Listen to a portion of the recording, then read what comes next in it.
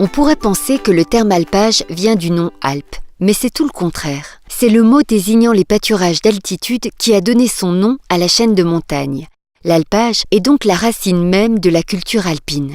Moi, je suis Xavier Arpin, je suis exploitant agricole sur la commune de Cé. Je m'appelle Marilyn, je suis installée depuis 2007 sur la commune de Sallanches. Je suis Sandro Bonnet. Donc avec mon père, on gère l'alpage, tandis que mon frère et ma sœur restent en bas pour les foins. Et on arrive ici à l'alpage Grimondé, qui est à 2000 mètres d'altitude, à la moitié du mois de juin. On loue un alpage sur la commune de La Giette, où on monte nos génisses du 15 juin jusqu'au début octobre à la neige. On ne monte pas les vaches laitières. Les vaches laitières restent au village. C'est une pratique qui est courante dans le pays du Mont-Blanc. En général, tous les alpages sont assez pentus et difficiles d'accès.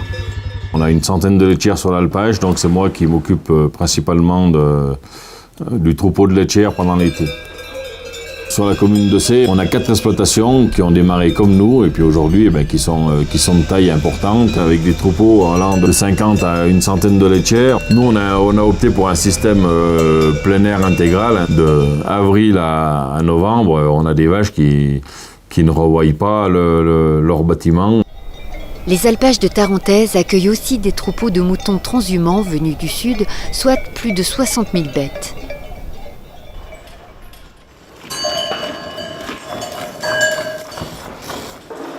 On produit la fontine, qui c'est un produit qui a une appellation d'origine protégée. On doit avoir que des vaches de race valdôtaine. Il faut faire une transformation 2 fois par jour.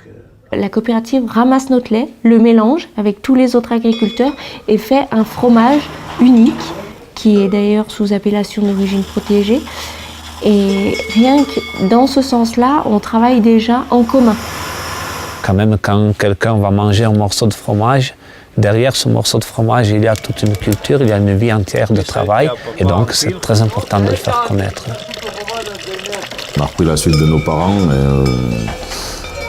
On a toujours fait que ça, voilà, quoi. On a aujourd'hui des jeunes qui ont envie de revenir, qui ont envie de venir travailler sur la montagne. Et pour moi, c'est quand même un point assez important, quoi. Ma maman a repris à la suite du départ en retraite de mon grand-père, Lucien. Puis mon père a continué en attendant mon installation en 2007. On ne veut pas devenir riche, on veut surtout continuer à travailler pour vivre, pour porter en avance la tradition, la culture de ce travail aussi.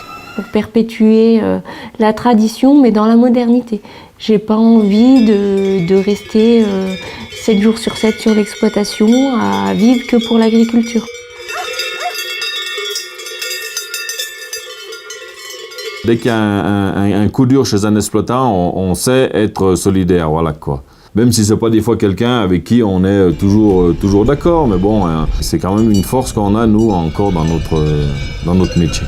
On n'est que 1000 éleveurs en Vallée d'Aoste, et si nous ne sommes pas solidaires, si nous ne nous aidons pas, ça devient vraiment dur de gérer dans une situation qui quand même souvent est déjà assez compliquée, assez dure, c'est pas facile quand même.